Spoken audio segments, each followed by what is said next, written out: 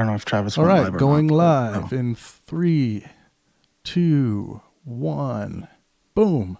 Live. Live. We're live. All right. Exciting. Well, last week we had our first episode, so technically this is our second episode. Yeah. Which is unfortunate the other one wasn't live. And we tried to record it, but none of the Discord audio got recorded. What did we do it about last week? We were talking about democracy, where it comes from, the influence in Rome, what it looks like in the United States, what it is not, with a lot of the political items going on. But we were kind of expanding on that. Yes, we were expanding about that, yes. And we've been talking behind the scenes that we have noticed, especially this week throughout the chat and in general, that there's a lot of, how can we say it, cognitive bias. So I want to welcome everyone to our show. And of course, this is Pangburn, so nothing is off limits. I'm your host, Don, and I'm your other host, Brett. And our mission is to explore, challenge, and refine our beliefs because here's the deal. Validating what we think and what we think isn't just a mental exercise. We both believe it's a virtue. It's something that we really have to practice doing, take the time to do, and it's not something that comes easily to us. Absolutely. And, being able to challenge that within ourselves, it's very easy to challenge it within other people, right? Mm-hmm. But when we go to look at our own actions, our own beliefs, what we say, how do those line up with what version of reality a person is following or what their epistemological foundation might be, right? Mm-hmm. Can be challenging at times when we're trying to look in the mirror. Oh, that's the worst, looking in the mirror. Thomas, you're here with us, right? I am. Brother, do you want to tell the audience what cognitive biases are? Okay. So you can think of a cognitive bias metaphorically like a malfunctioning heuristic. Heuristics in our brain or in our mind are just shortcuts to information that we would otherwise have to think a long way through. So our mind creates shortcuts. A cognitive bias is taking a heuristic and it's trying to think of that shortcut, but it's doing an error in thinking. It's causing a fallacy. It's causing something unreasonable. Just like the most common one is confirmation bias, which means you are more likely to seek out information that agrees with what you already know rather than stuff that may not agree with you. You're going to be, and really smart people fall trap to this because they think, well, I've thought of everything that I possibly can. So there's no way that it could be anything else, yada, yada, yada. That's where we fall into cognitive biases and it can lead us to fallacies. Sometimes a cognitive bias, they were there in, evolutionary psychology. They're there for a reason, I'm sure. I can't exactly extrapolate what that reason is though.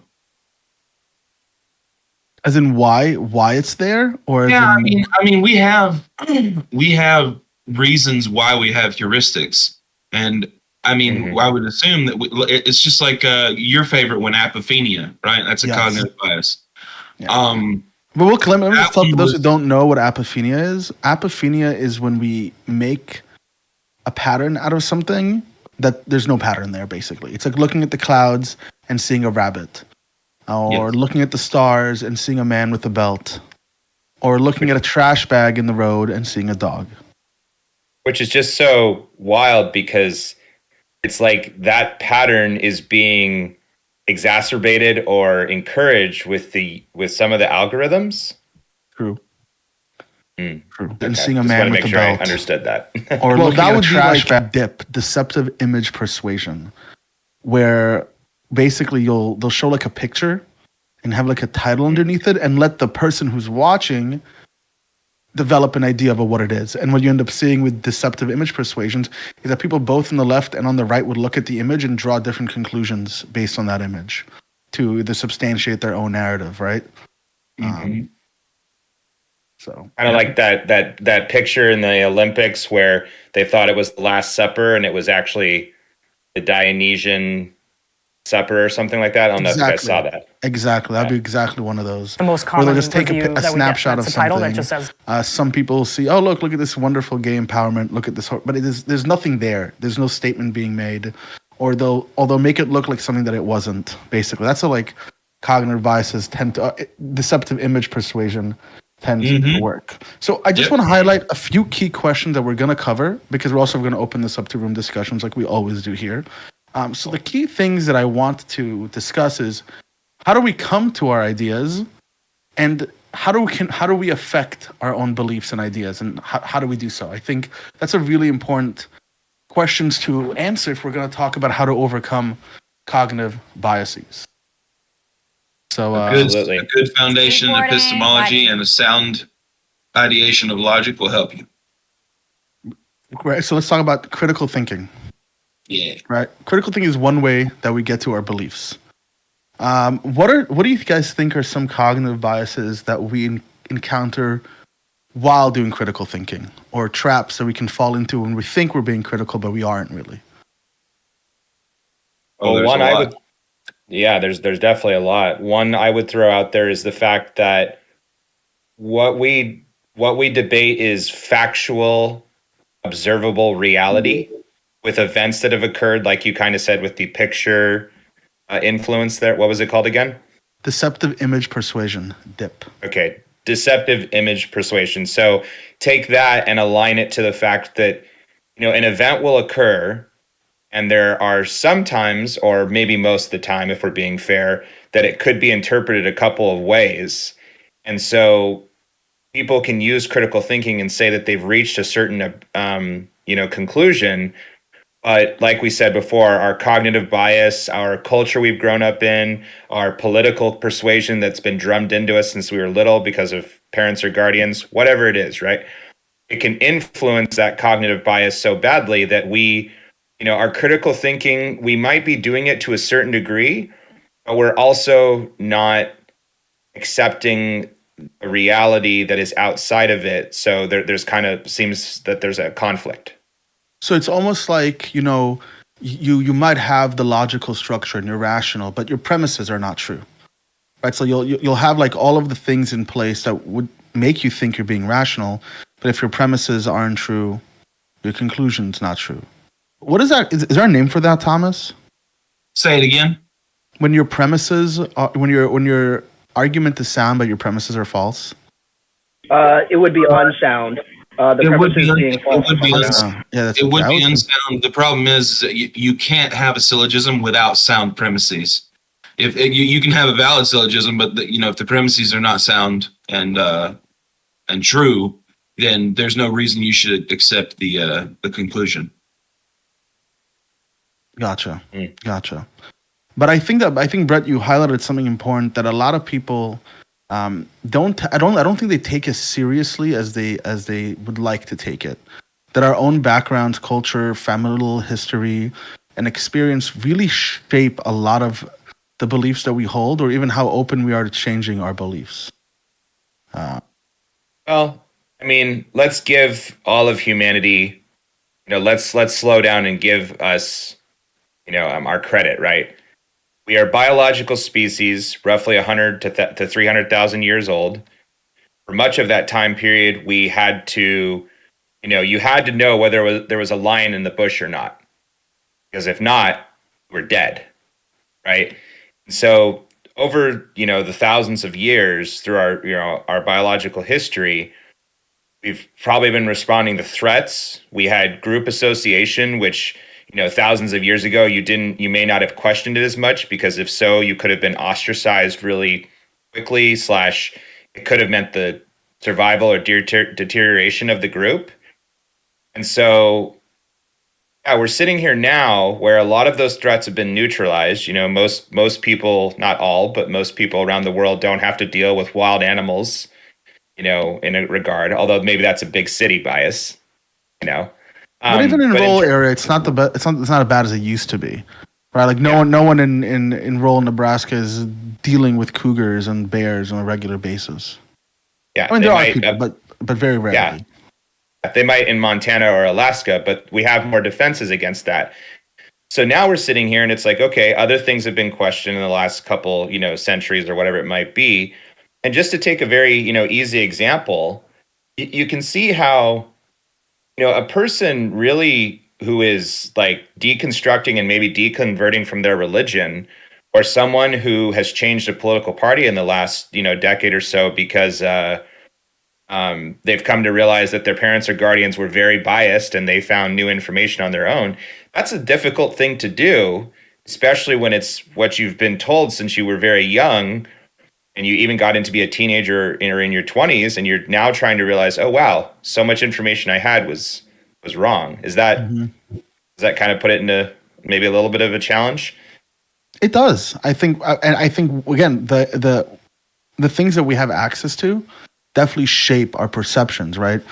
This is I think why we even want to talk about this issue, because we find that people are even aware that they have their own algorithms, that the algorithm feeds them things, and they think because they go and find spaces that disagree with them, they're somehow challenging their cognitive bias.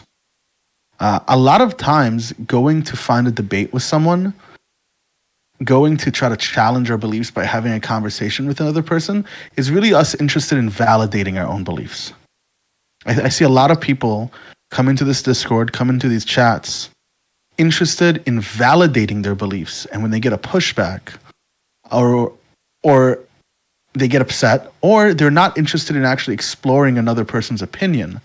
And you can usually tell that when they don't ask questions, when they don't offer perspectives, but when they rather say, I think this, and they repeat that, I think this, and I think this, and they repeat that, I think this, and I think this. Well, it's not about that. That's not you challenging your perspective. That's you attempting to validate it by finding people who agree with you or changing someone's mind, which could be a very validating experience.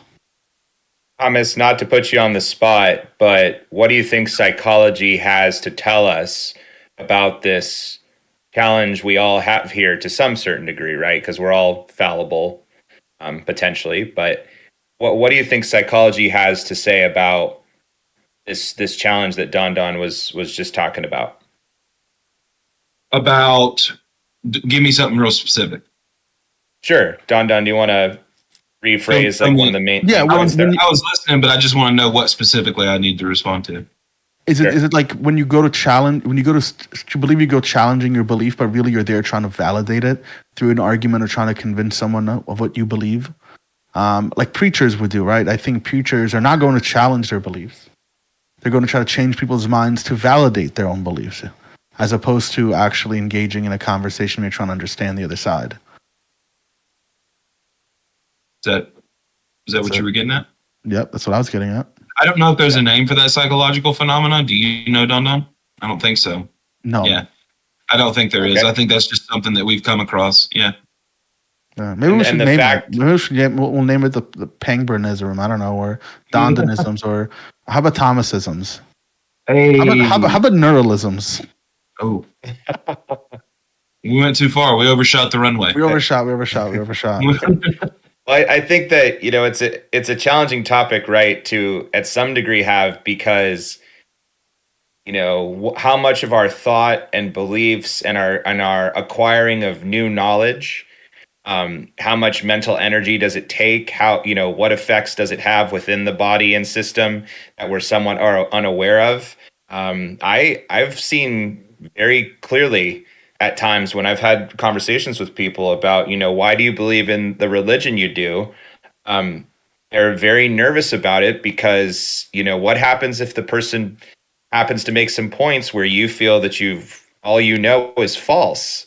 That doesn't, it doesn't seem like a good feeling when you at times realize how uninformed you might be. And this is why we avoid it. That's exactly why we avoid it. I think as human beings, I remember learning this in cognitive psych, we're more likely to believe that our negative experiences are going to be worse and the positive experience less good than what they're going to be.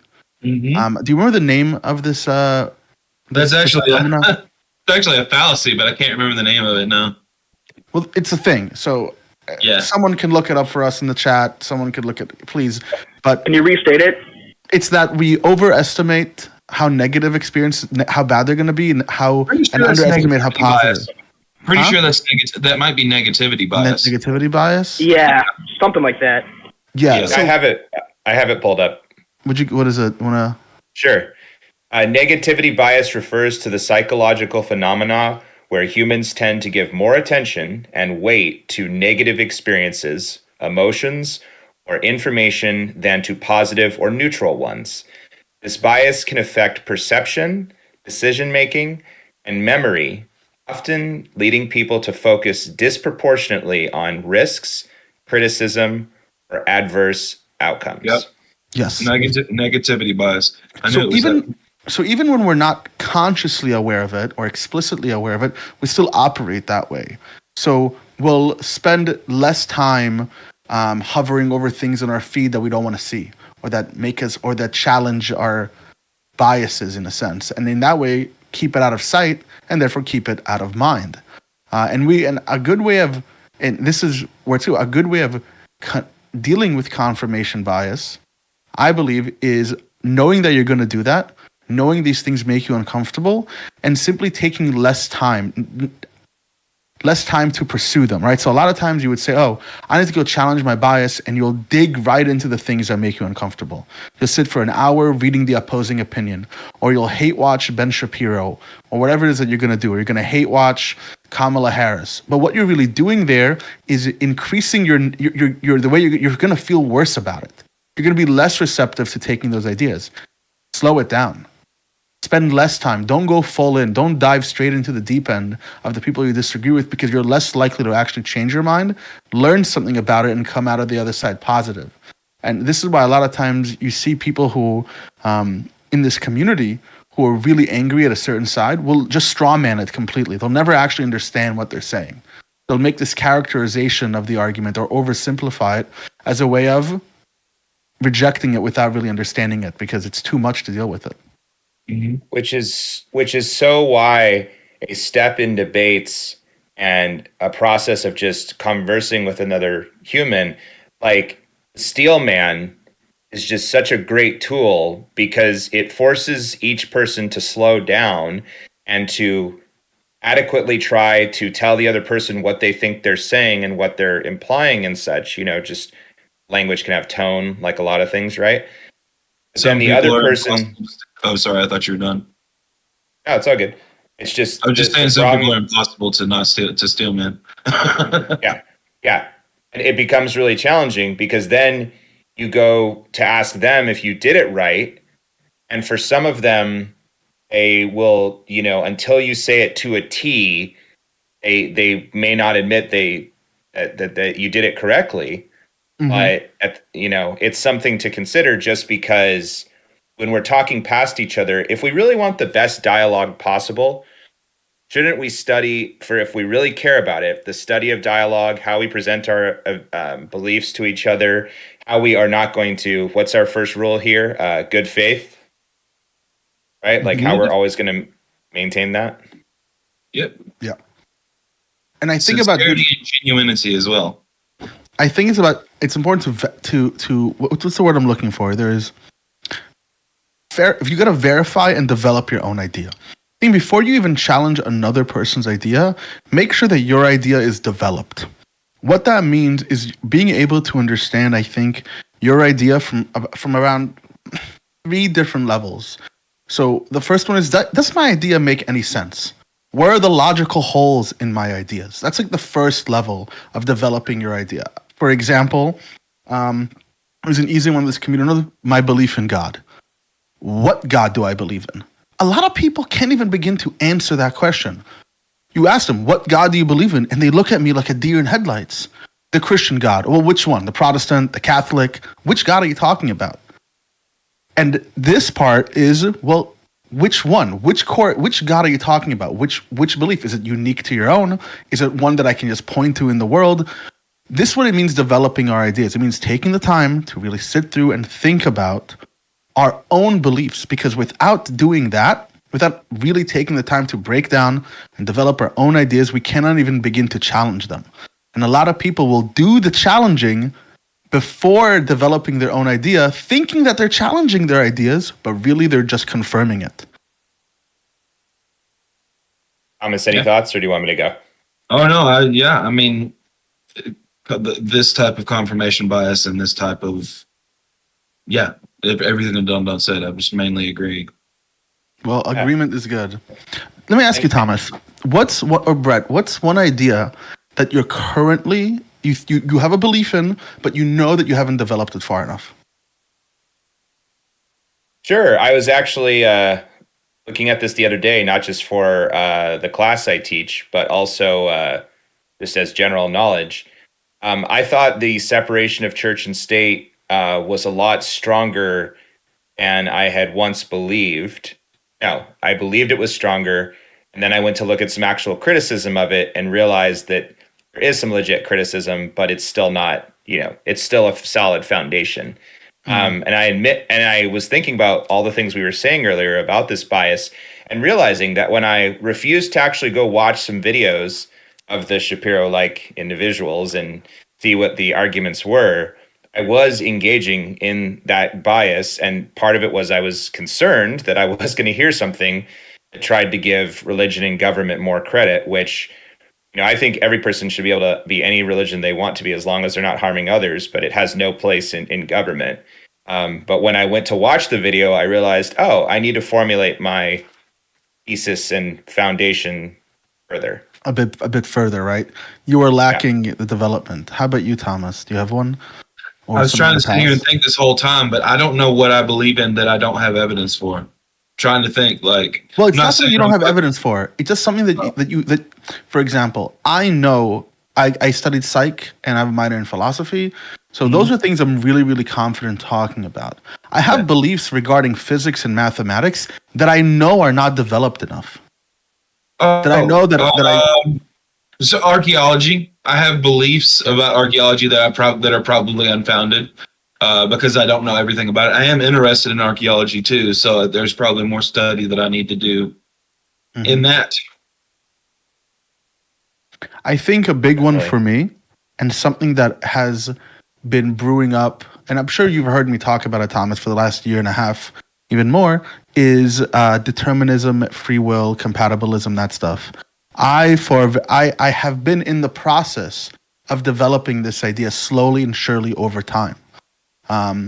Because some ideas take a long time to conceptually understand. They're complicated, they're confusing. And I remember that I remember sitting in my philosophy class. I had a professor named Dan Harvey, and he would talk about compatibilism, and I thought he was an idiot. Absolute moron the way he would talk about the subject.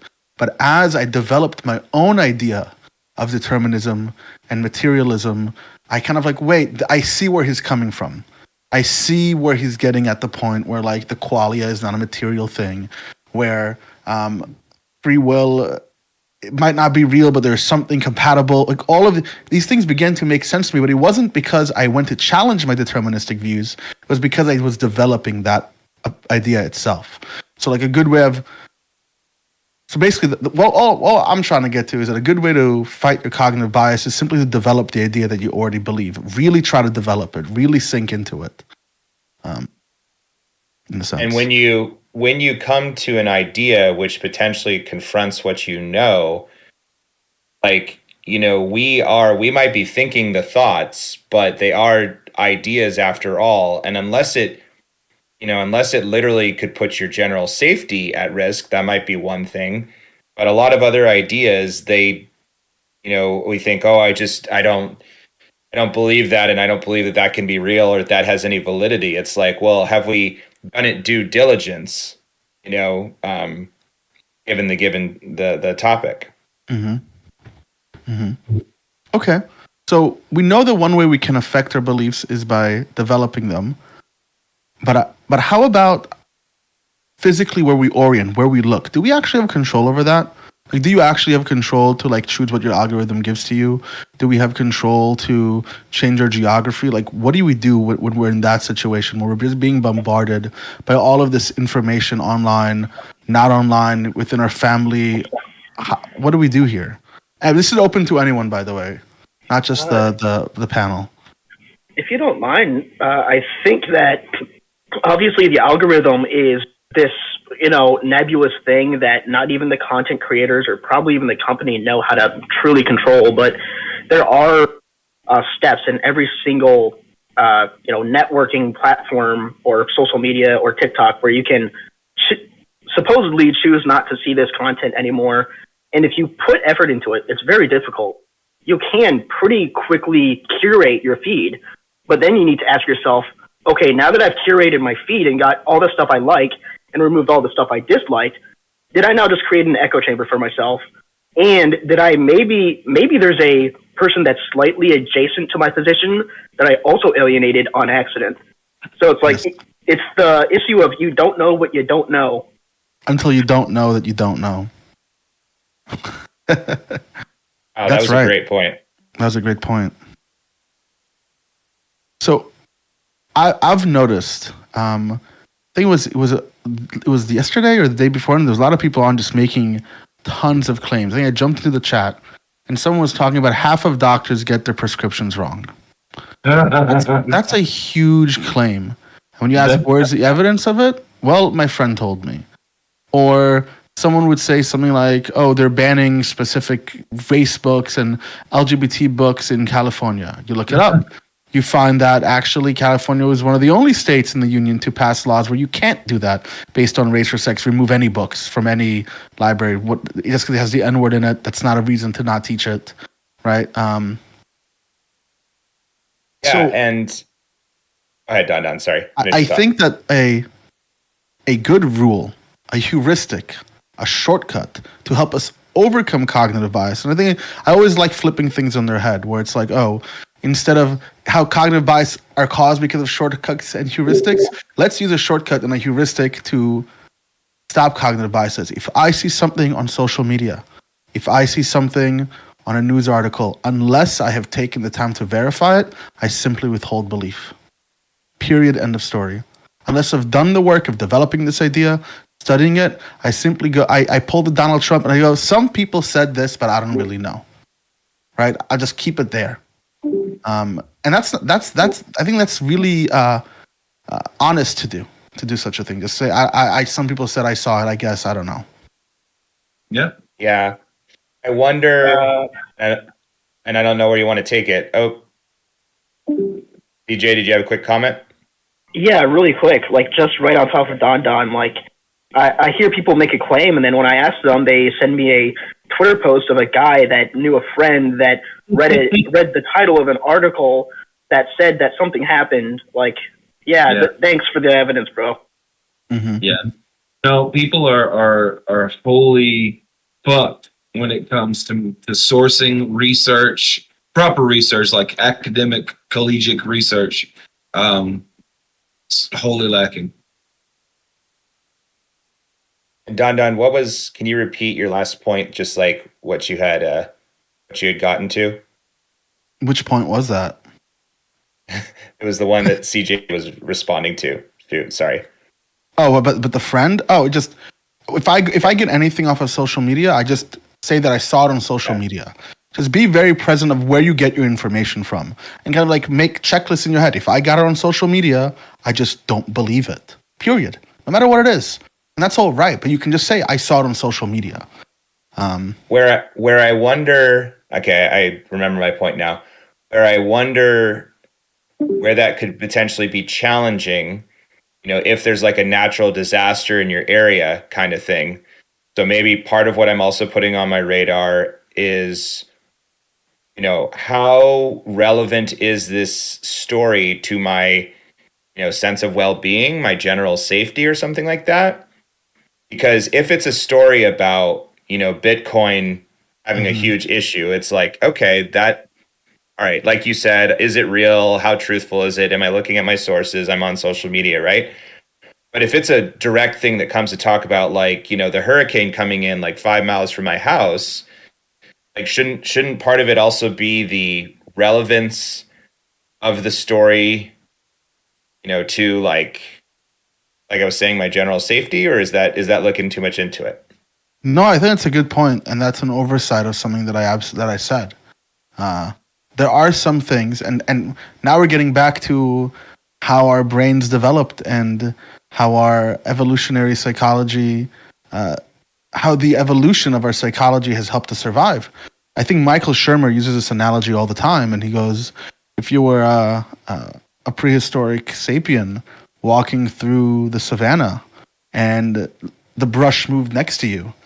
If I believe it was a tiger and it's not a tiger, I live.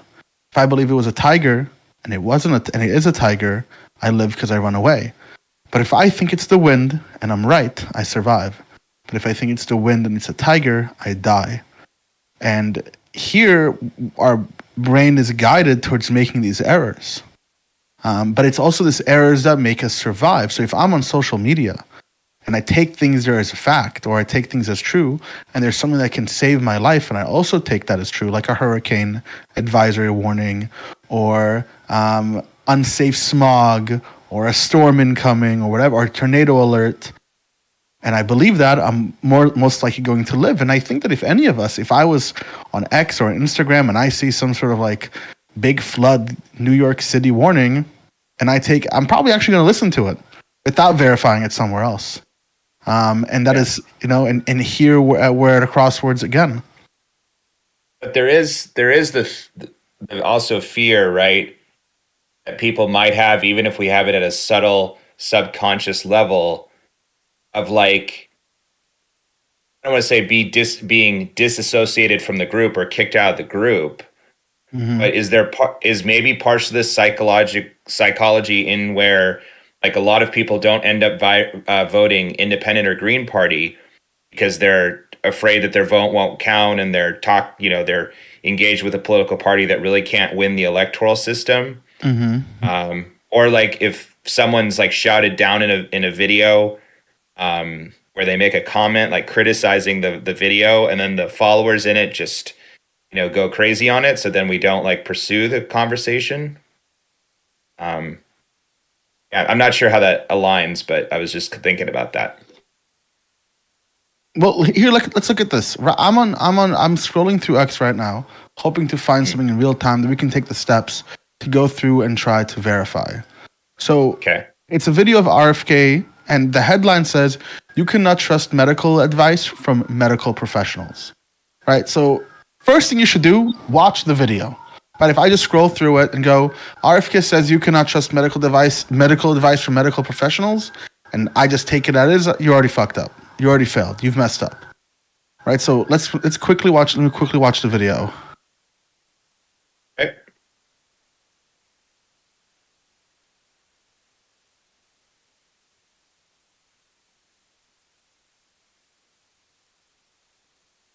So after watching the video, he does say you cannot trust medical advice from medical professionals.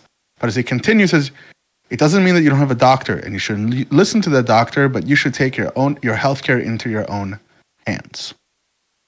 Right? So there's two things here that happen.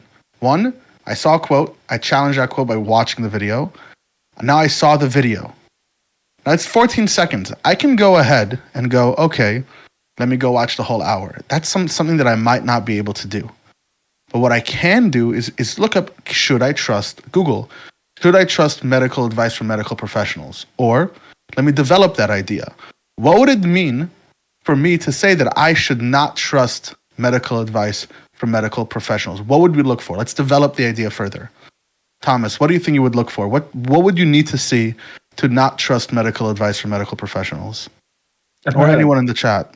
Not him being constantly wrong about diagnosing me, but like having evidence of them that doctor diagnosing someone incorrectly multiple times. Okay, so you would need to see evidence of that specific doctor, a specific doctor. Yes. Okay. I think a really good way to do it would be to get two groups of people, a control group and a group with doctors. One group never talks to doctors in the medical field, and the other group does, and see which one has better health effects over time. And we can do this with whatever size group people want, wherever people want, and that's how we do studies. Do you think that study would actually ever happen? Well, I think it has happened, and that's why we have doctors in hospitals. Because all the people that didn't have doctors died. Okay, so we know that doctors being around save lives. To me, that automatically makes me falsify this idea that I shouldn't trust medical professionals. I also take a step back and I start to analyze myself. Look at your own life. For example, Brett's a teacher. He has experience as a teacher. People who don't have experience as a teacher Should they listen to teachers about what it takes to teach? Or should they just take it into their own hands and say, I don't have to listen to teachers about what it means to teach. I'll just do it myself. Right? That comes along with arrogance. It comes along with hubris. It comes along with all these other things that make us uncritical thinkers. Which might go back to your point, Don, about how, like, what is this psychological challenge that we are facing, where, you know, because a lot of the pushback I've gotten before is because something I've said or something we've been talking about, you know, disagrees with the, you know, maybe a parent or guardian or the student's, you know, beliefs. And so trying to challenge it, like, you know, I am in a way playing the provocateur, if you will. I don't know if that's the right definition, but Devil's advocate? No, it's more like I think by asking certain questions, I make the students think more than they're comfortable with, which I know that's with teenagers, like, to a certain degree. Sure. They have a hard time conceptualizing the future. They have a hard time conceptualizing where they want to go for lunch. But no, I'm giving them a hard time. Yeah. But there really is, you know, even within myself, I often question this in the material and stuff that I put in class, but also, like, why do I believe what I believe? Like Don said, do I have my foundations set out so that I can expand my arguments and they can see where I go? But that's hard to do if someone challenges your beliefs and you've, again, held them for so long. Yeah. So I want to share a moment in my life where I remember the switch where I was like, I might not be really believing the right thing. As a kid, I was always into magic. I was really interested in like little magic tricks or whatever it might have been. I grew up and my neighbor was a magician. And when I started learning card tricks at camp, I came back and I showed him one of them. This old guy, very nice old Jewish guy. And he came in and he showed me this amazing magic trick.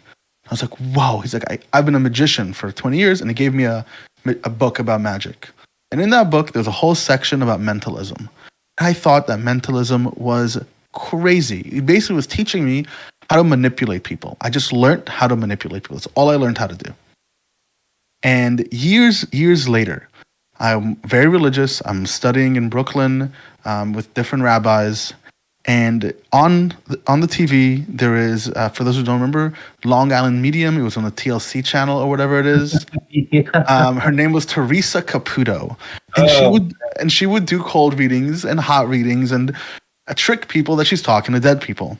I'm sitting there and I'm watching my family and I'm laughing my ass off. I think it's hysterical. I'm like, this is the greatest magic show I've ever seen in my life.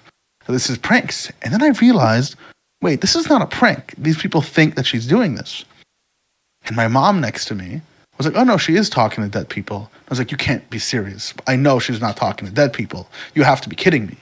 And she's like, no, she isn't. So I'm like, let me go. I'm going to convince my mom that she's wrong by speaking to the rabbi. Now, there's one thing that I really knew really well. I understood what mentalism was. I understood the ideas. I actually had a developed idea. And when I went to the rabbi, I did not go there to change his mind. I simply went there to see if he knows about this as well. And he believed that no, they actually do talk to dead people. And it's that moment that I had my foundation, my trust in information kind of collapse. The reason why I bring that up is because I wonder if anyone who's listening in the chat or anyone here has had that, or younger people have had that with social media. I did not grow up with social media. By the time Twitter and Facebook and all these things were really popular, I already didn't trust anything, basically. I already was a skeptic regarding almost everything I would hear. But I wonder if either anyone has had that experience with social media where they used to trust it and stopped trusting it, what that looked like to them, or what was your stories when you ended up recognizing, wow, I have all these cognitive biases. People have all these cognitive biases and they're just unaware of them. If we want to wait for a minute and if anybody wants to share that here, or we can also see if anybody says anything in the chat on YouTube. I know one that existed for me, but I want to make sure we're hearing many voices. But I can jump into it because I think the chat's... Yeah? Okay. Just want to make sure. So for me, I my religious background is my mother was Lutheran until the day she passed, and my dad has never really talked about it. I'm assuming he's an agnostic, but I grew up in a fairly liberal church. Our Lutheran church on the West Coast, like, had a lot more, you could say, liberal ideas. Um, but I remember being from a very early age, always this question of like, how do you determine a person is a good person? And I knew that our church was pretty liberal on it, saying that even that we had people from other religions come and give talks there and talk about, their religion, Muslims, Baha'i. I think we had a few rabbis come as well. Baha'i, that's wild. There's Baha'i people in California? Yeah. It was just a couple in a temple. In SoCal, there's a lot. There's a lot of different spiritualities and religious sects, if you will.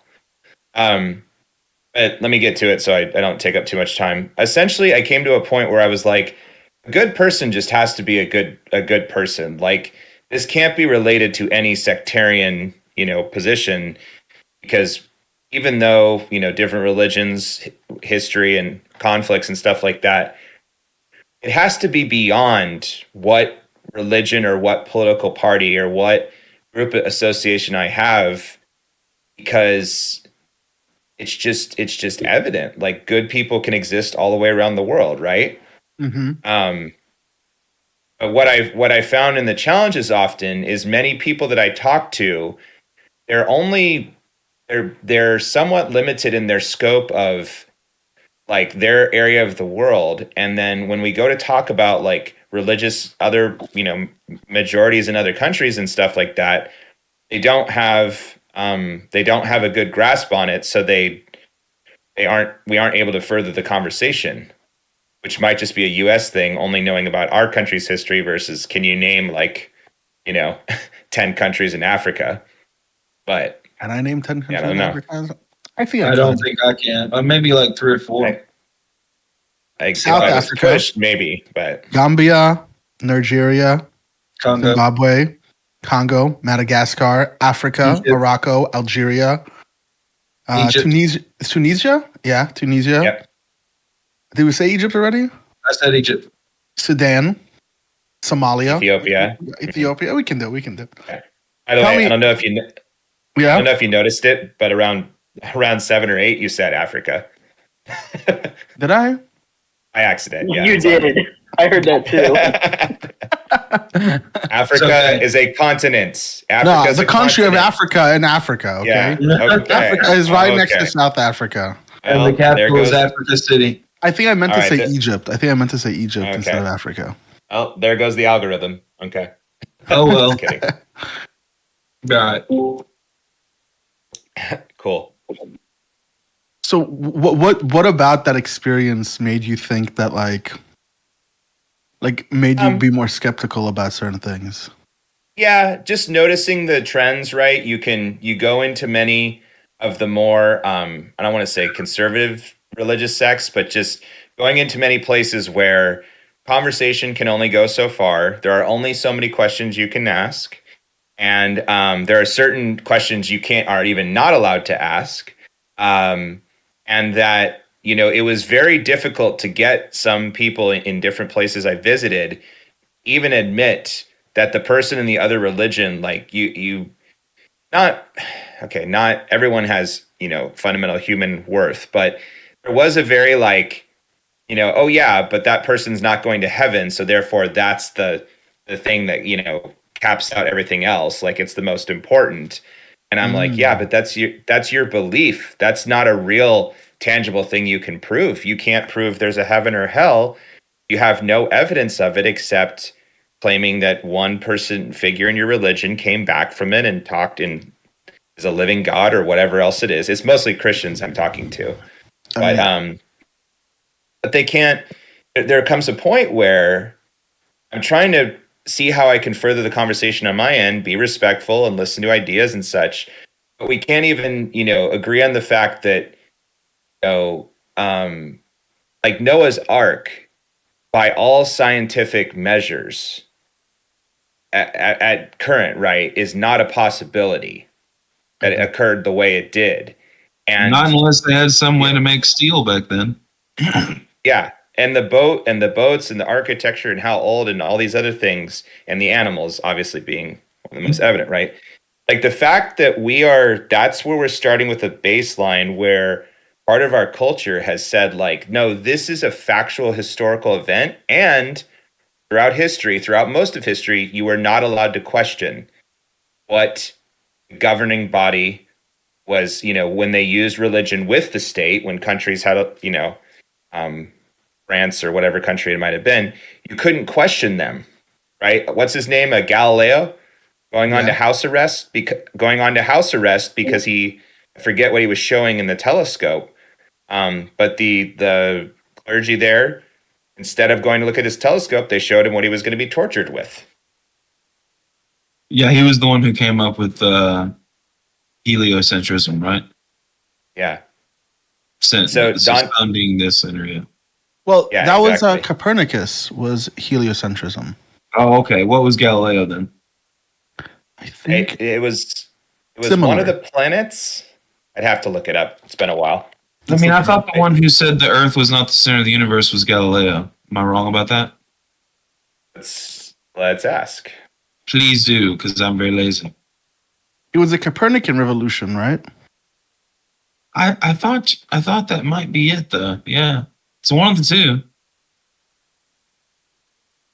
I wonder Brent, what you this get is. Yeah, proposed by Copernicus, and then supported by Galileo. So they both. Leibniz I think and Copernicus Newton. was before Yeah, Galileo. like Leibniz and Newton. Two sides of the same coin. The best wig of all time. I swear to God, he looks like I don't know what he looks crazy. They were both. It was called the Copernican Revolution, but Galileo was a part of it. Yeah. And Don, just to make sure I fully answer your question from before, I just realized that, there was reason to doubt at places I had gone into, they didn't really want to have the fullest, open, most possible dialogue. Mm-hmm. A lot of times it's about controlling narrative. And like we said, psychological reasons, group reasons, believing in your given ideology. Yeah. That's difficult. Okay. So let's go over a few of the points we talk about overcoming cognitive bias. I think one of the things that we've discussed was withholding belief. Withhold belief until you're able to verify it. What you already believe, develop that. Through development of your already belief, you will challenge whatever cognitive biases you do have. Another one is refrain from trying to oversaturate yourself with the opposing arguments. That actually entrenches your belief, right? So the three things is develop your belief, withhold belief, and don't try so hard to find other people. Don't go too deep into the things that you disagree with, because you'll just entrench your beliefs even further. It's an exercise of strength. It's like, when people come on and say, I have the armor of God on, I'm here to view the other positions, talk about the other sides. You're not actually here to talk about the other sides. You're here to entrench what you already believe when you do that. Mm-hmm. Yeah. And I think it really, it's important to realize too that you may have some pain if you have to go through some growing pains of some information that you're ignorant on. But by having the courage to go do that, you're doing what a lot of people will actively try at times not to do. So that's a benefit if it does, if you can't see that, but I think it is. And two, you will come out better on the other end, because let's say it's not a political or religious topic, but let's say it's something about like economic ignorance, like you didn't have your parents or guardians could only teach you so much about economics. And now here you are, like a late teenager, someone in your 20s, and you're trying to figure out how to balance money and stuff. There might be a point where you realize, wow, I don't know very much about this. And I actually don't want to go look at sources to reveal how ignorant I am on that. But we're all ignorant to a certain degree. And the strength comes in partially admitting that. And then, like you said, Don, building your knowledge and how you use it. Just heard a loud bang. I don't know where that came from. we didn't ask you, Thomas, but I want to make sure that anyone can say. If you have anything to say, anything to add, any questions, just say it. I see Vix is here, my good friend. Long time no see. It's nice to see you in the chat. Hello, Dan. Long time no see. How you doing, Rusky? Yeah, Rusky. That's my old username. I'm surprised you remember. Oh, of course. How am I supposed to forget you? I will never forget you, my friend. It's good to be back. So let me ask you, do you know you have cognitive biases, right? Yep, everyone does. What do you think? So I asked everyone this, what is something that you currently believe that you know you haven't developed the idea very far, but you're still okay with kind of being like, oh, okay, I believe it? That's a good question. Maybe the existence of God. Okay. So this is something you believe, but you don't think you've developed that idea far enough? It's something I don't believe, but it's something I haven't developed far enough in. Okay, how so? Well, I don't really know what God is or what people are referring to when they use that word God. So I guess it depends on what you mean by God, to pull a Peterson on you. But I haven't really given a lot of thought, let's start I guess, either way. What God don't you believe in? Well, one that has a body that like occupies space and time. Okay, so a God that occupies space and time you don't believe in. Yep. So do you believe in the Old Testament God? Well, I don't know what that God is. The one who gave Moses rocks on the mountain.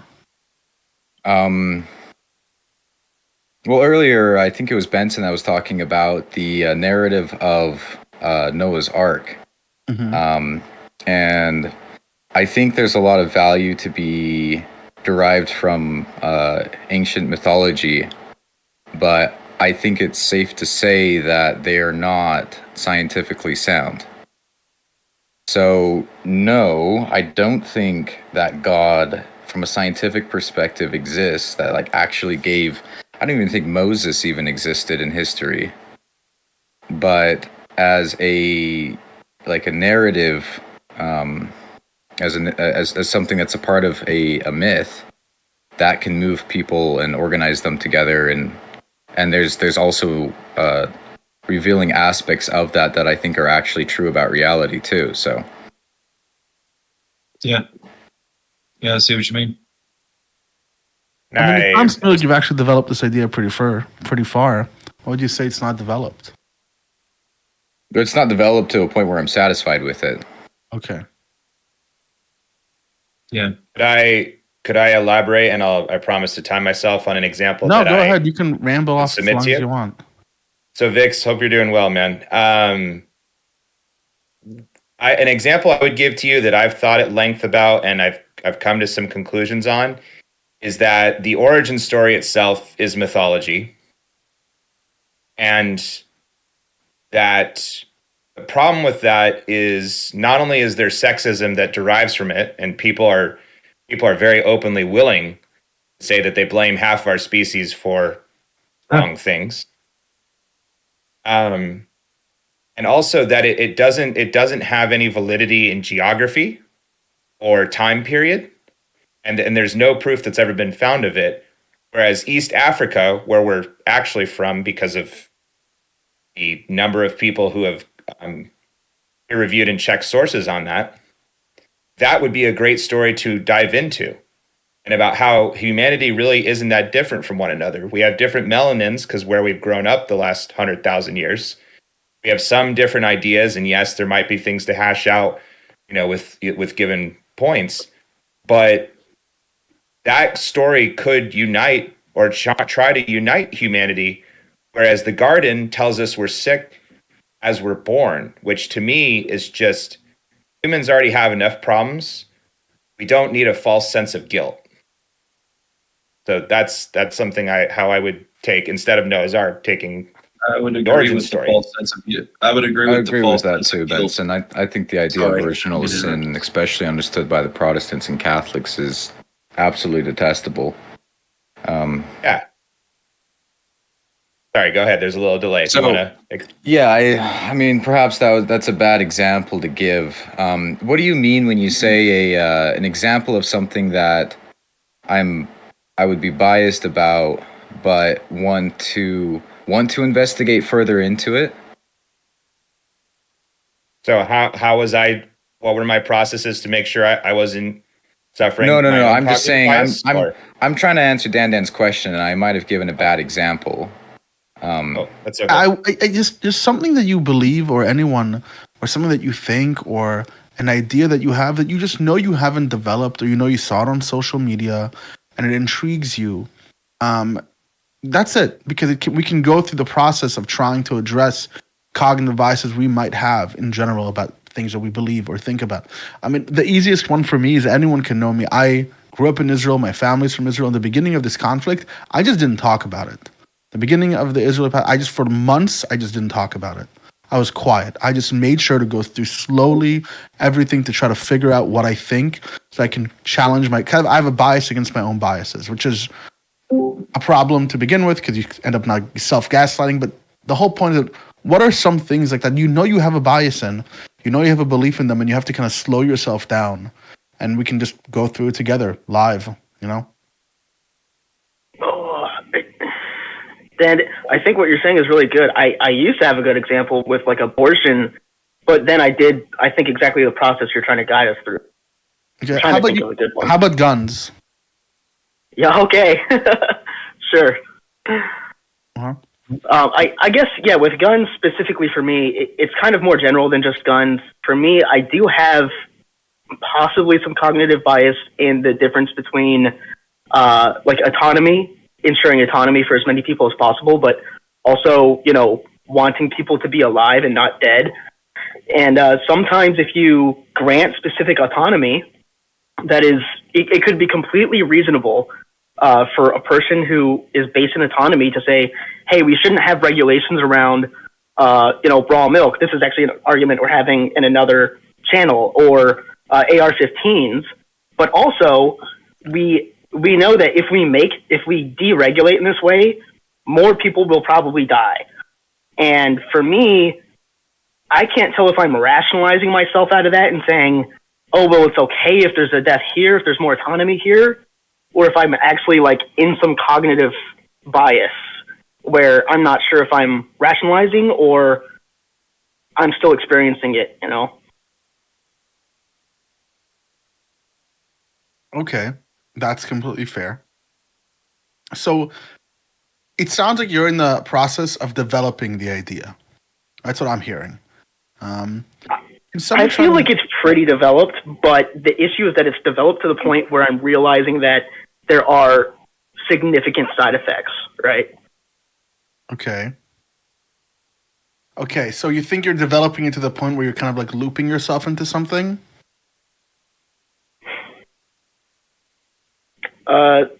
With the freedom thing, not really. With abortion, that used to be a thing where I was like, you know, I don't like it morally, but also like I don't think we should be putting people in jail. I don't know. Maybe I'm not a good example for it. So how about this? Have you contended?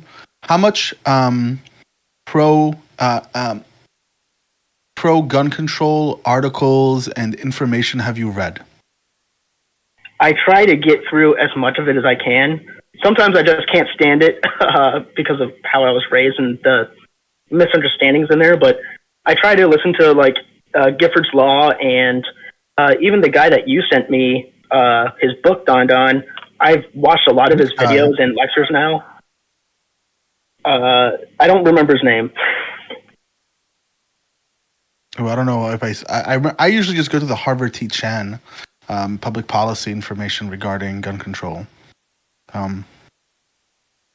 Yeah, he's related with Harvard. He's a Harvard professor or related to them somehow, I think. Okay. It was like Public Health and Guns or something is the book title. Something like that. Okay. Could I add something real quick? Mm-hmm. I think part of what we're dealing with firearms in the United States, because of our unique history with the Second Amendment, part of the spectrum has a belief that you literally need to have the people as armed enough as to potentially deal with the government if there was a situation. And the problem is that that part of the spectrum at times will often come in and, doesn't want to have the conversation about the reality of how certain firearms in our society really are, what number cause they are of death for kids or adults of given age groups, because that would make them have to challenge to see, hey, you know what? You have the right to self-protection and hunting and stuff like that, but where is the excess on this? Because I don't know about you, but I definitely have a neighbor that should not own a tank. Like, I don't know. That to me is like, sometimes is pretty evident that, the average person, could you trust them with certain, weaponry? I don't know. A rocket launcher, perhaps? Hey, Yeah. I'm down with it. I have a whole subset of, but I do think it's probably tangential and for another time. But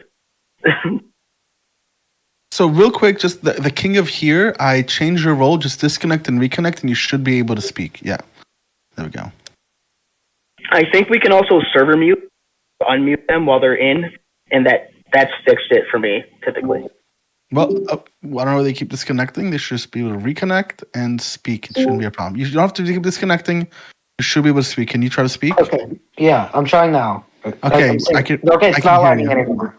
Yeah, I can hear you. Excellent. So, basically, I don't know. Is there a specific conversation, a specific topic we're talking about, or?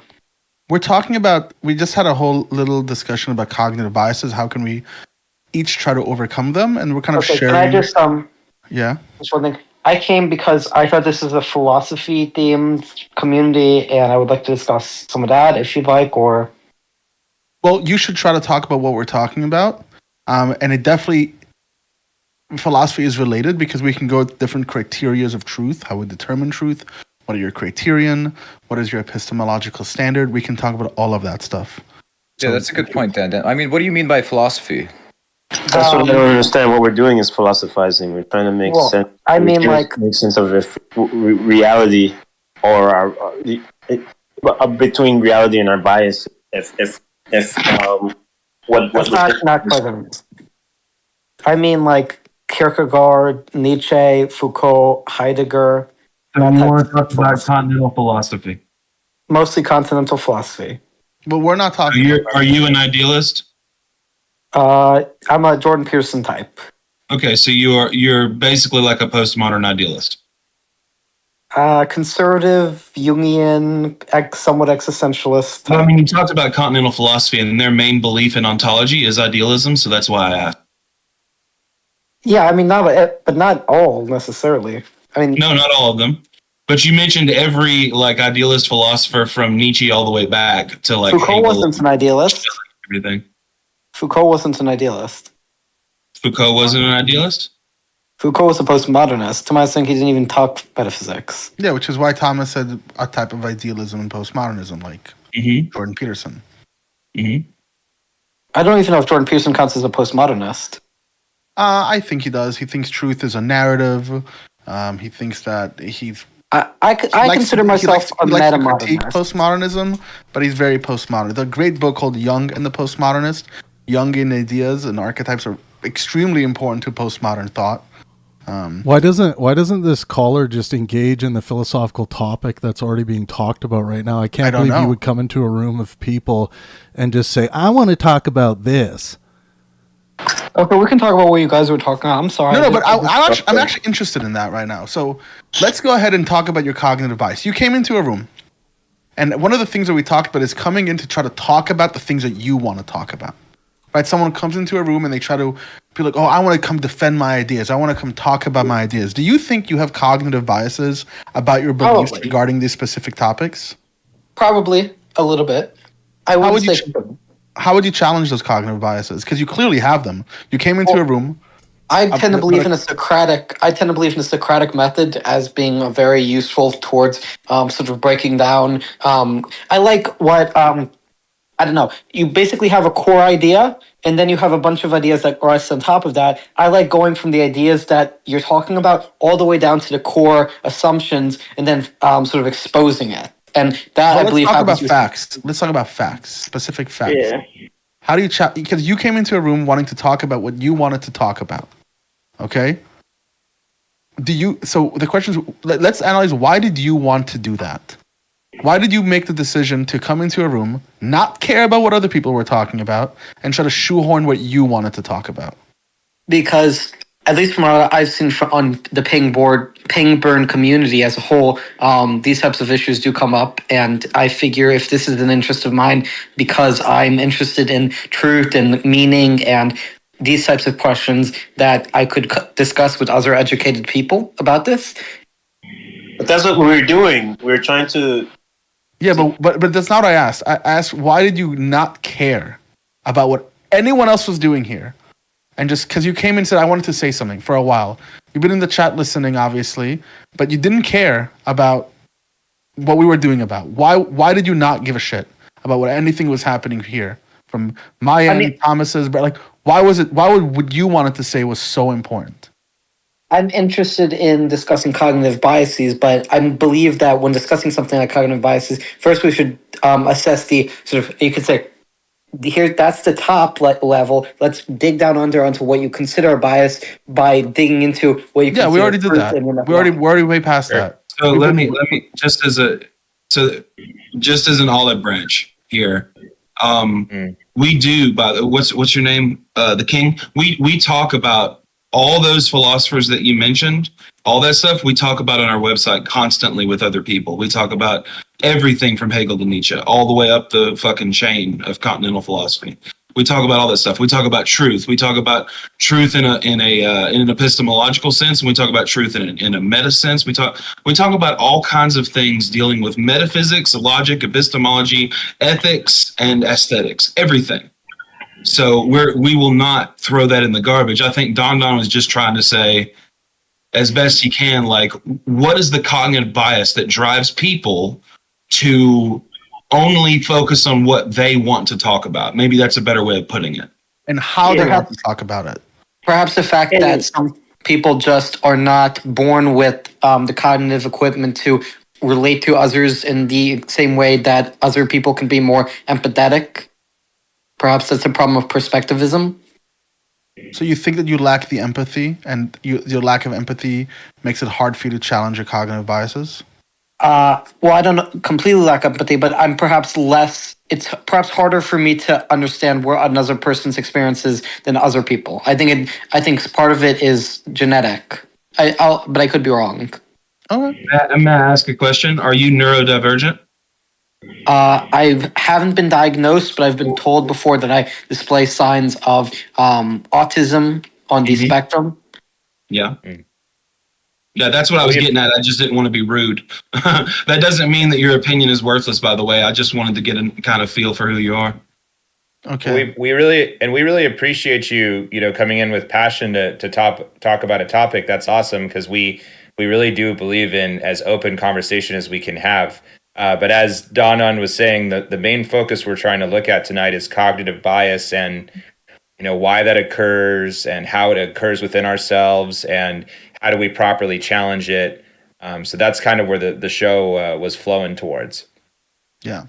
So I'm hearing that one of the places that you can start highlighting where you might have gaps that you can fill in is really trying to make sure that before you go somewhere, you're listening to what other people are talking about, right? Just listening to what they're talking about, trying to care about it, trying to join their conversation will help you alleviate your cognitive biases. Fair enough. I'm curious. So, what do you believe there are any useful psychoanalytic theories that explain cognitive biases? I'm sure there are tons of them. Probably, but I don't know if any practicing clinical psychologist or psychotherapist or psychiatrist is using those models, because they usually don't use psychodynamic models. Yeah. Like, for example, do you think any Lacanian theory explains why people have motivation, and that basically Lacan's concept of the symbolic order, people want to be recognized in the symbolic order, explains why people have cognitive biases because of the structure of the society we're born in? Yeah, I'm familiar with that argument. I don't know. I would say this as someone who practices psychology, applies psychology. These theories are nice and they can help us try to build, expand, and develop models. But these theories do not help us when it comes to actually making sure that people change their mind or treat or diagnose their problems.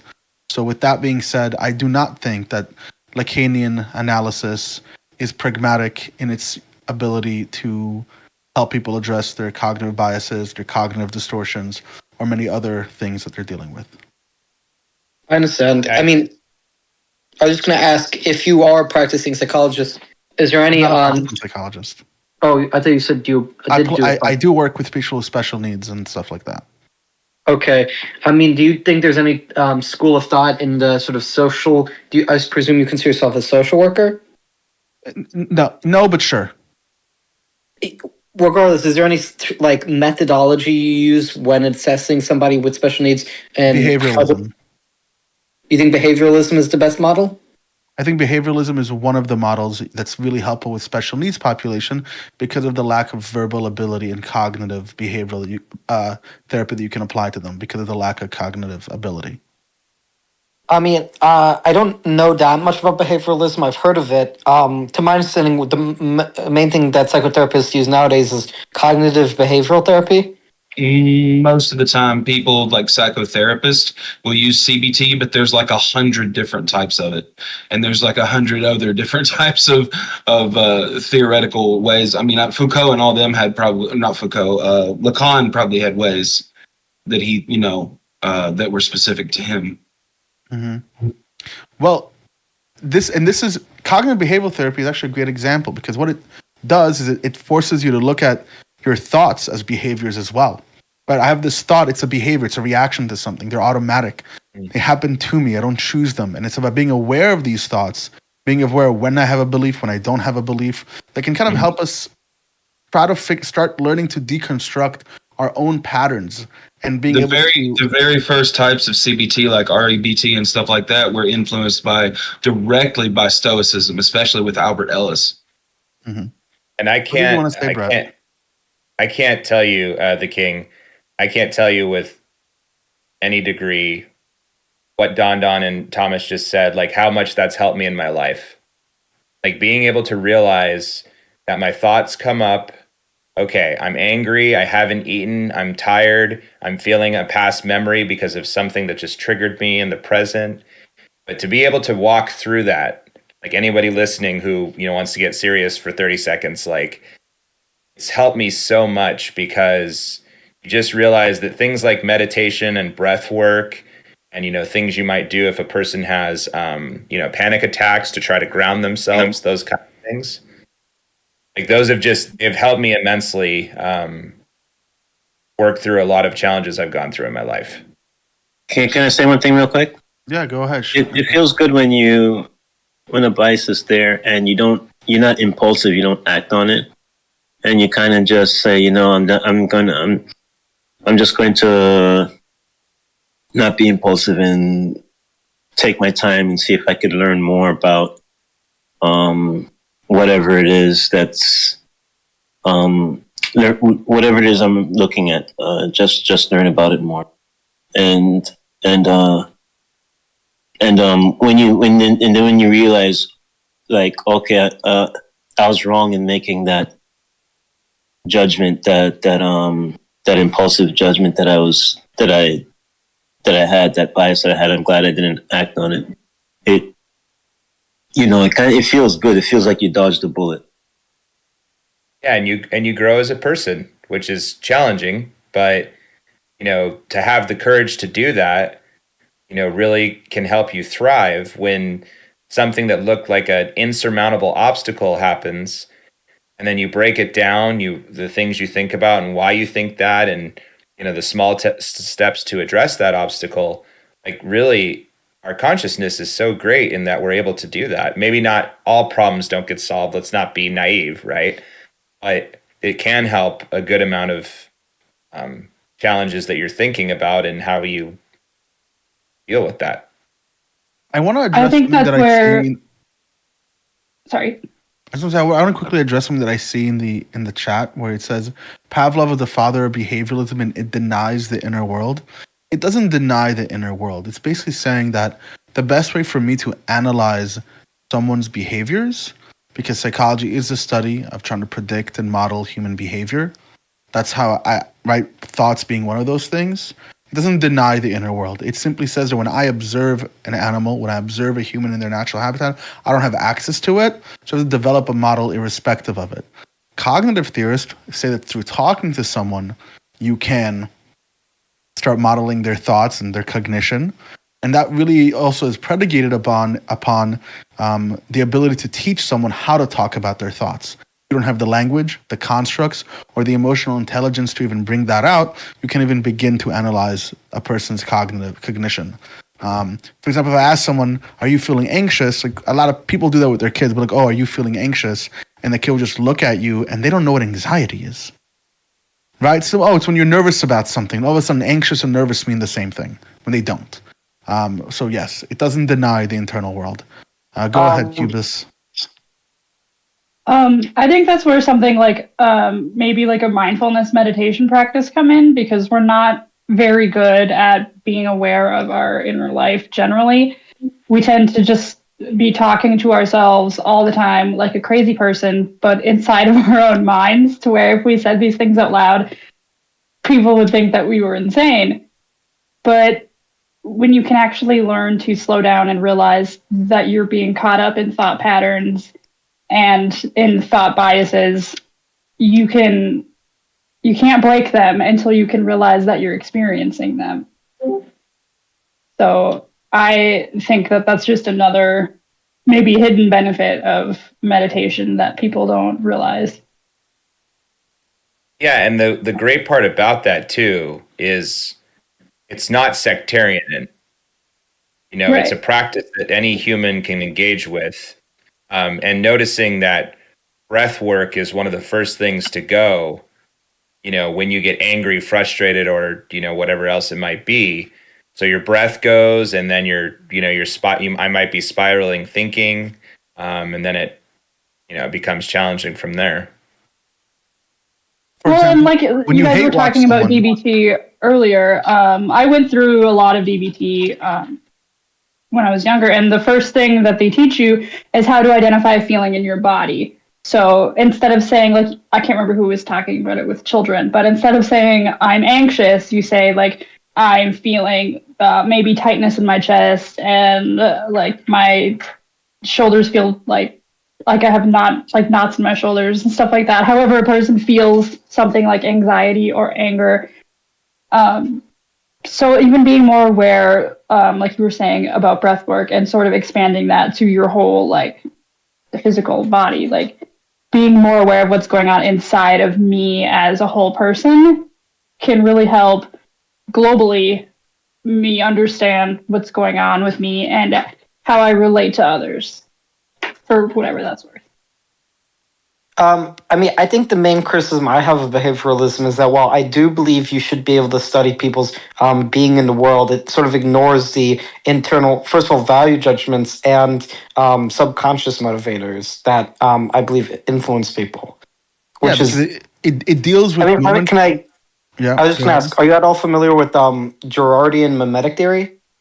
No, I'm not. I don't know about Girardian mimetic theory, but what I do know is that behavioralism is not interested in the internal world because it does not deal. It's building a model without having access to it. It doesn't deny its existence. It knows that it's there. It knows that it plays a role, but it simply deals with our observable behaviors. It doesn't deny it. It's definitely not what's happening. But I believe you can study the internal world through creating models of not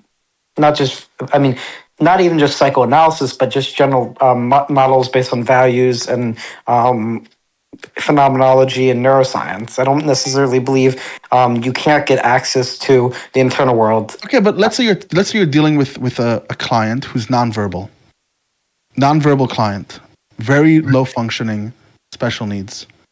How do you do that? but I mean, you can see the internal world system. from the outside too. I know, right? I see their behaviors. I don't see their internal world. They're not talking to me about it. They're not telling me that they're anxious. Because, for example, I can physically, for example, be nervous for a test, right? And I can feel that as a terrible feeling, right? My interpretation of that somatic experience is negative. But those same biological phenomena are present when I'm also standing on line for a roller coaster and I'm really excited for it. So in that place, the behavior is the same, but the internal interpretation is different. I don't have access to that with a nonverbal, very low functioning special needs adult. And this is where behavioralism shines. I'm hearing you. You talk to the person.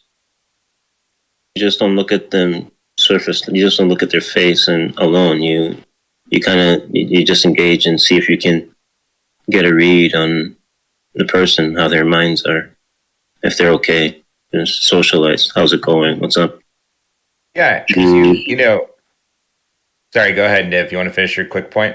Yeah, because sometimes when you come across a person and they might come off like dismissive, but they you don't know if they're shy, they're socially awkward, they have a lot of anxiety, or they're assholes. So I think Dan's talking about the extreme case where you're not even getting that.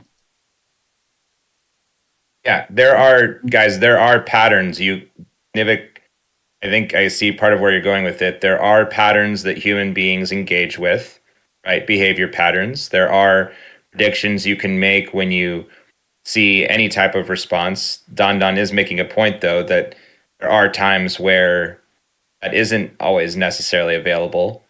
So maybe if I can challenge my own cognitive bias, then I should be receptive to all forms of communication and be able to humanize that the best I can. So you're talking about you're talking about how to deal with an extreme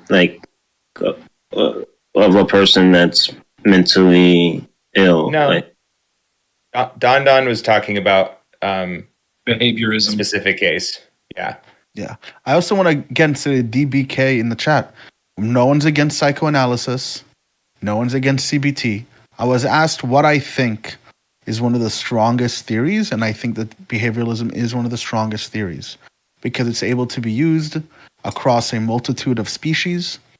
For example, when you look at mice, when you look at other animals, that's why I believe it's the strongest. When it comes to treatment of people, specifically of disorders, anxieties, it's not the best. We have other models to do so. That's it. So whatever cognitive bias you have against or for behavioralism, slow it down, develop your idea, and think about it a little bit. It's not pedantic either, as you said. I mean, of the psychoanalytic theories of Jung, Freud, and Lacan, what's your favorite? I personally like Jung the best, and then second Lacan, and then third Freud at the bottom. I think everybody probably likes Jung the best. I don't like Jung, actually. He doesn't like Jung the best. Okay. No, I don't. I like Adler the best. Who's Adler? Adler's pretty good. He was Freud's student, right? Hold on. Yeah. Can we pause for a second? Can we go back to cognitive bias, just because I'm starting to get, not gonna lie, I'm getting lost in the weeds with the terms. Okay. Yeah. Go ahead. I was just gonna say, what's the application of the different ideas we have, and how do we recognize that, where our cognitive bias shows up? Do we have, we talked about the steps earlier, right? The number one being not believing necessarily the things I see on social media, like starting as a skeptic, right? Mm-hmm. And how significant that is, just because, the time period we're living in, it's great to talk about the given theories and whatnot. At the same point, we also, how is our communication being affected so much, where we can't, it doesn't seem like in a lot of spaces you can't really even have the conversations. And I think part of it is that, our information cycles, they cater to what we want, our algorithms that we have. And then it's kind of hard to get on the same page. I don't know if you wanted to respond to any of those points, Don, but that's something I've been concerned about for a little while. We are less social than we've ever been in the past, especially since COVID. And with the reliance on social media platforms, a lot of people haven't found communities that do voice and video over online. They have resorted to much more individual behaviors like binge watching on Netflix, or scrolling through Instagram, or TikTok, which is my least favorite. Where brain cells go to die. I bring up TikTok because from what I don't personally participate on TikTok. As a disclaimer, I am younger, but I'm not going to tell you my age for reasons. TikTok is horrible. I mean, there's the sheer amount of brain rot. Even growth of the Instagram, that's bad. TikTok is amazing. You guys are using TikTok. You haven't curated your algorithm. Yeah, you must fight the algorithm, as CJ says. But it's not fun. It's not fun. To be fair, I fought the algorithm into only sending me brain rot, so I'm not the person to ask. Of course. I think that there's ways to break out of your algorithm-created echo chamber.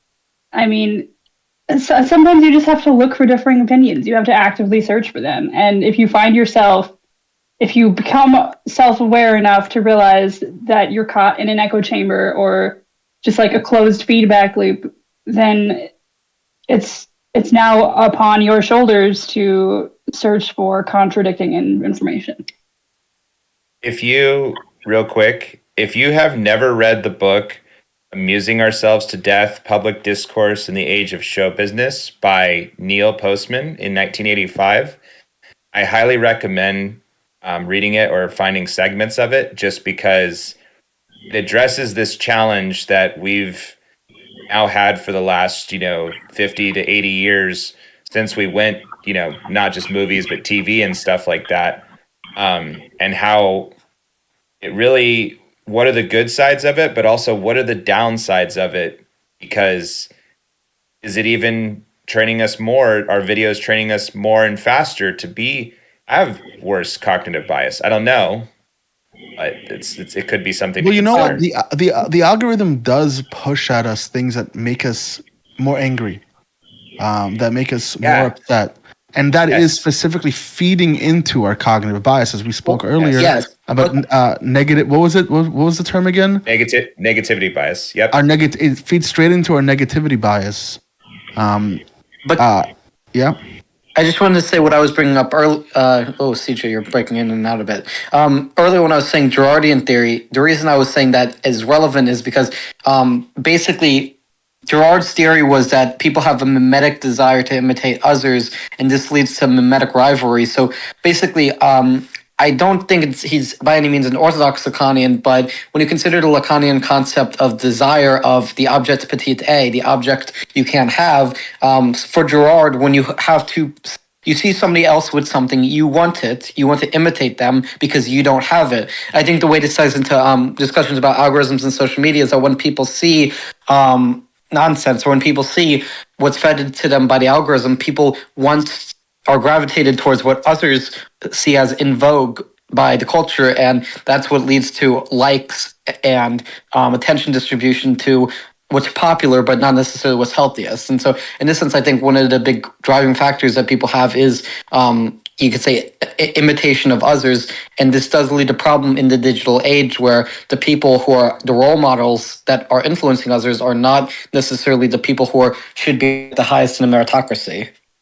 Yeah, absolutely. And we get, haven't there been studies that have shown that we get dopamine from getting likes, right? Yeah.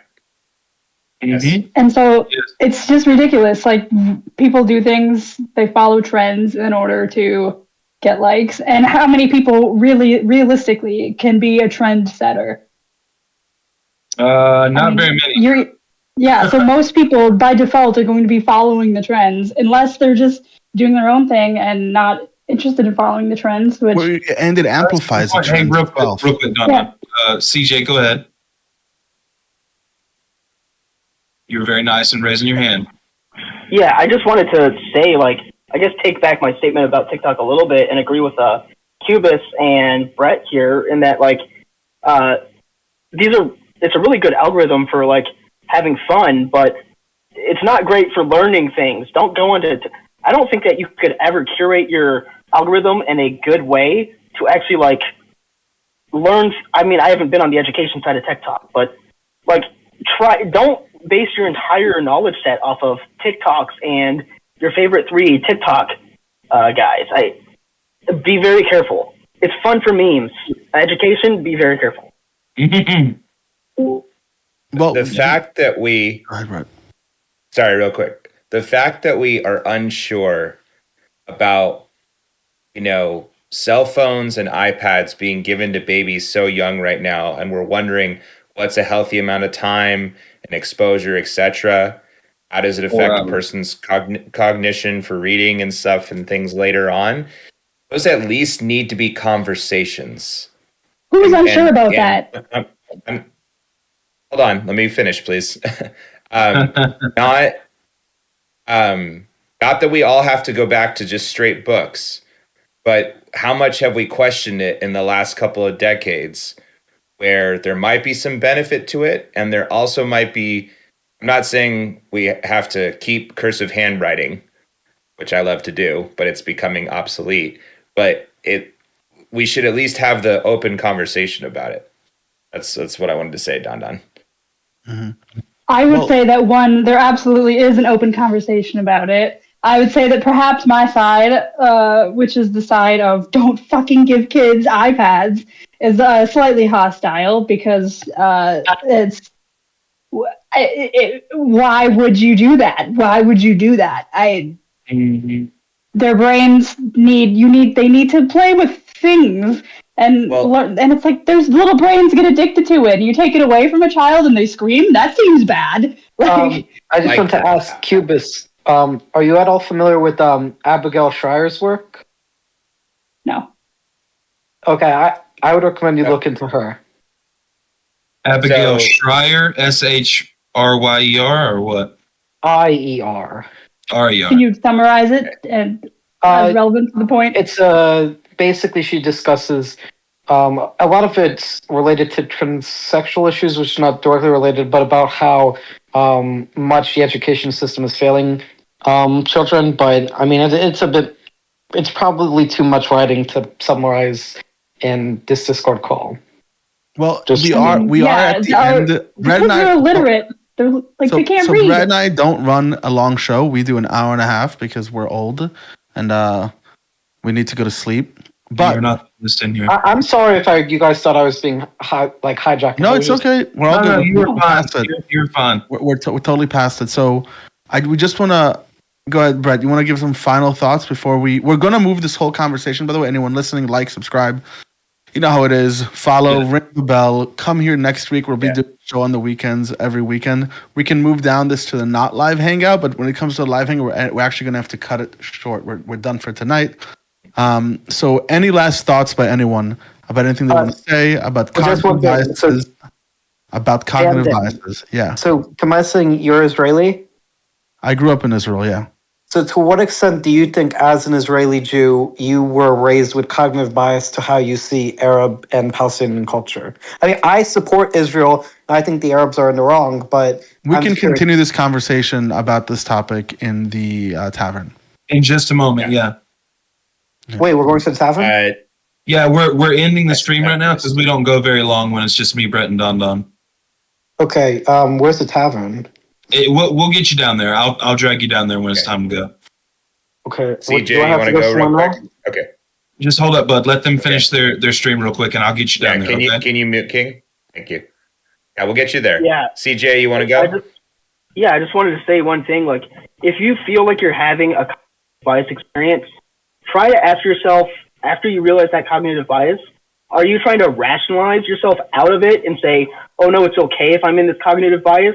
Or are you actually trying to alleviate your cognitive bias by getting a set of beliefs that lead to this contradictory holding two positions thing. It's really hard and it's a lot of work, but trust me, it's worth it when down the line you're defending your positions as opposed to defending a contradiction. Mm-hmm.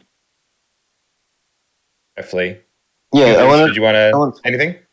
I wanted to ask, like, how do you know, like, if you're the echo chamber you're in is not really an echo chamber. You could be talking to another person who happens to be right as well. I think a big part of that, Nivik, is about what we talked about earlier, is developing your own ideas. So when I have an idea about something and I take the time to develop it, and one of the best ways that I've learned to develop it is to write about it. I know Brett's a big writer. I like to write. Writing lets us put our words onto a medium and then have those words reflect back on us. And developing our ideas through that, through writing and slowing ourselves down, is a really good way to evaluate ourselves. Even looking at a text, writing something, leaving for a week and coming back to it, the same person is no longer looking at that text. That's a great way to hold yourself accountable. I would like to add one way that you can sort of discern whether or not this is an echo chamber is, does anybody else ever express a different opinion? And if they do, is that opinion like shot down immediately, or is it explored by the members of the group? Explored. Well, with that, we're going to call it an end for tonight. Brett, thank you for doing this with me, and vice versa. And we'll see you all next week. See ya. Appreciate it, guys. All right. I'm going to move you. I was going to say I was going to move him.